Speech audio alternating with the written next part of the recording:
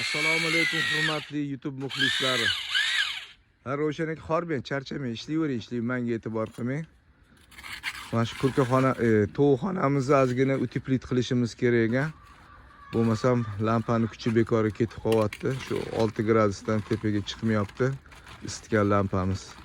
Shuning uchun ichidagi anaqa shlaka bloklarni, boshqasini hammasini ichini yamab, pokelar qo'yish niyatida harakatlarni qilyapmiz.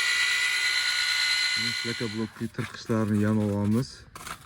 Kommentariyalarda maslahatlar beribsizlar. Rahmat. Baraka topinglar. Jarayonni davom etamiz.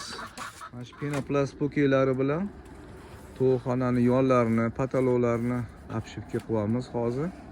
Xudo xolasa isib qoladi degan umiddamiz. Yana qolganini ham ko'rsataman hozir.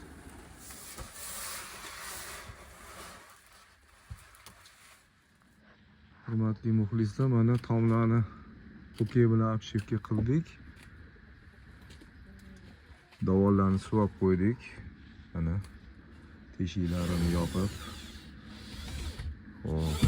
Hozir o'sha pokeni ustidan panel qilib qo'ymasa, to'g'ri cho'qib tashlaydi pokeni, yeb qo'yadi. Ishlar bo'lyapti. Piyini sepish jarayoni. Tirqishlar bironta tirqish qolmasin deb sepiyotimiz.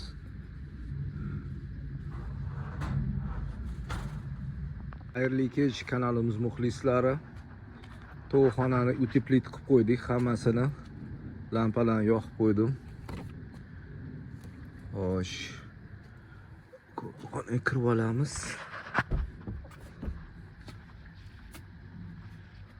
Necha gradus hozir? Mana 9.9 ekan. Ko'chada 5 gradus plus 5 gradus. Soat 8. To'g'ri mana bemalol yayrab yotishibdi. Demak, yer issiq. Yaxshi. Prosta lampalarni yoqqanimizda 9 tagacha chiqdi tuxumlar. Undan oldin 4 ta 5 ta qilib turuvdi.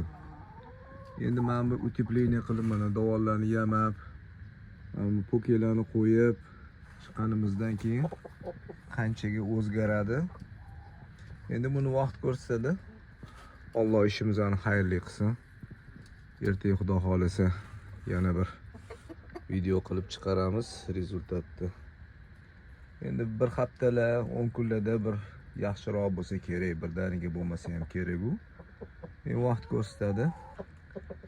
Ertaga ko'rishguncha xayr. Assalomu alaykum va rahmatullohi va barakatuh.